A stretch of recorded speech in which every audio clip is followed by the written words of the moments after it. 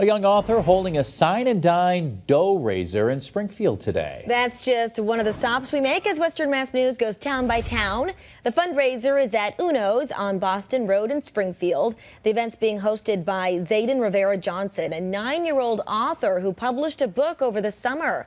25% of dine-in and takeout sales brought in by supporters who present a fundraiser voucher will go to Shriners Children's Hospital.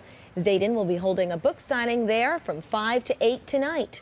Now to Ludlow, where the Michael J. Diaz Foundation, which offers sober housing to those in recovery, held its 9th annual golf tournament. It was today at the Ludlow Country Club. The event, sponsored by Luso Federal Credit Union, kicked off at 9 a.m. with a shotgun start at 10.